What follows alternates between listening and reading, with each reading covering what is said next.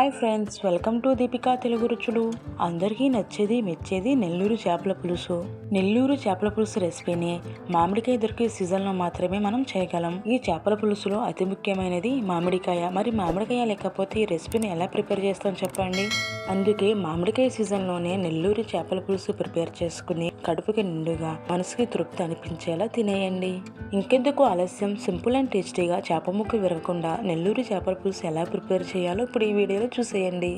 ఈ రెసిపీ కోసం నేను 2 కిలోల చేపల్ని తీసుకున్నాను. చేప ముక్క నిస్సువాసన రాకుండా ఉండటం కోసం ఉప్పు, పసుపు వేసి శుభ్రంగా కడగాలి. చేప తల భాగాన్ని కట్ చేసేటప్పుడు 2 ముక్కలుగా కాకుండా 1 ముక్కగా కట్ చేస్తే కూర రుచిగా ఉంటుంది. చేప తల కూడా తినేటప్పుడు ఇంకా రుచిగా ఉంటుంది.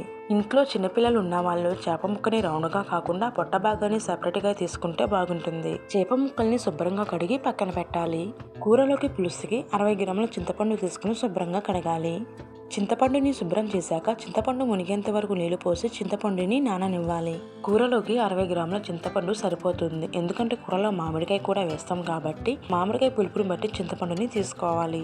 ఇప్పుడు ప్యాన్లోకి 1 టేబుల్ స్పూన్ మెంతులు, 2 టేబుల్ స్పూన్ ఆవాలు, 1/2 టేబుల్ స్పూన్ జీలకర్ర వేసి దూరగా ఫ్రై చేయాలి. ఆవాలు, జీలకర్ర, మెంతులు ఫ్రై చేసేటప్పుడు మంటని లో ఫ్లేమ్లో పెట్టాలి. దినుసులను దూరగా ఫ్రై చేశాక వీటిని వేరొక ప్లేట్లోకి తీసుకుని వేడి పూర్తిగా చల్లారాక మిక్సీలో వేసి మెత్తగా గ్రైండ్ చేయాలి. ఇప్పుడు అదే ప్యాన్లో 4 to 5 టేబుల్ స్పూన్స్ పల్లి ఆయిల్ వేయాలి. నాన్ వెజ్ కూర వండేటప్పుడు పల్లి ఆయిల్ వాడటం వల్ల కూర చాలా టేస్టీగా ఉంటుంది. ఆయిల్ వేడయ్యాక 1/2 టీ స్పూన్ మెంతులు, 1 టీ స్పూన్ ఆవాలు, 1/2 టీ స్పూన్ జీలకర్ర వేసి దూరగా వేగనివ్వాలి. అలాగే కొద్దిగా కరివేపాకు వేసి కరివేపాకు వేగాక బారుగా కట్ చేసుకున్న ఉల్లిపాయ ముక్కలు వేసి ఒకసారి బాగా కలపాలి. ఉల్లిపాయ పచ్చివాసన పోయి సాఫ్ట్గా అయ్యే వరకు మగ్గనివ్వాలి. ఉల్లిపాయ ముక్కల్ని ఈ విధంగా మగ్గిస్తే సరిపోతుంది. ఇప్పుడు ఒకసారి కలిపి తరిగిన టమాటా ముక్కలు కూడా వేసి మరోసారి బాగా కలపాలి. మంటను మీడియం ఫ్లేమ్లో పెట్టి టమాటా సాఫ్ట్గా అయ్యే వరకు మగ్గనివ్వాలి. టమాటా ముక్కలు మగ్గాక 10 నుండి 15 వెల్లుల్లిని కచ్చపచ్చగా దంచి వేయాలి. ఇప్పుడు ఒకసారి బాగా కలిపి మంటని మీడియం ఫ్లేమ్లో పెట్టి వెల్లుల్లి పచ్చివాసన పోయేంత వరకు మగ్గనివ్వాలి. వెల్లుల్లి పచ్చివాసన పోయాక రుచికి సరిపడ ఉప్పు, 1/2 టీ స్పూన్ పసుపు, 3 స్పూన్స్ కారం వేయాలి. ఘాటు ఎక్కువగా తినేవాళ్ళు మరో 1 టేబుల్ స్పూన్ కారం వేసుకుంటే సరిపోతుంది. ఉప్పు, పసుపు, కారం వేశాక గరిటెతో కలపకుండా మూత వేసి 1 నిమిషం పాటు మగ్గనివ్వాలి. నిమిషం తర్వాత మూత తీసి ఒకసారి బాగా కలపాలి. ఇప్పుడు శుభ్రం చేసిన చేప ముక్కల్ని ఒక్కొక్కటిగా ఉల్లిపాయ ముక్కల్లో వేయాలి.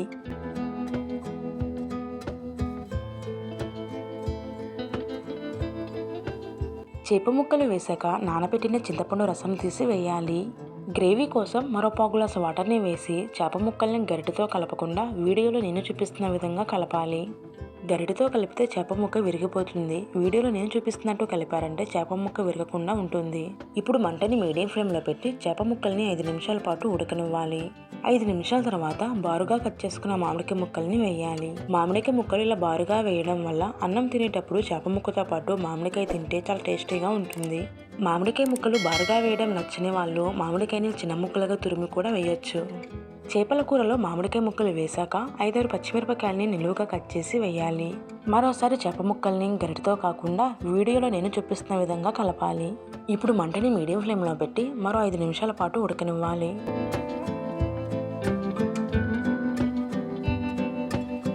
5 నిమిషాల తర్వాత గ్రైండ్ చేసిన మెంతులు, ఆవాలు, జీలకర్ర పౌడర్ని చేపల కూరలో వేయాలి. అలాగే తరిగిన కొత్తిమీర గుప్పెడు వేసి స్టవ్ ఆఫ్ చేయాలి. ఇంతేనండి, సింపుల్ అండ్ టేస్టీగా నెల్లూరు చేపల పులుసు రెడీ. ఈ చేపల కూర అన్నం వేడిగా ఉన్నప్పుడు కన్నా గోరువెచ్చగా ఉన్నప్పుడు వేసుకొని తింటే చాలా బాగుంటుంది. సరే కానీ వీడియో చూసి వెళ్ళిపోకుండా వీడియోకి కొంచెం లైక్ కొట్టండి. Thank you for watching.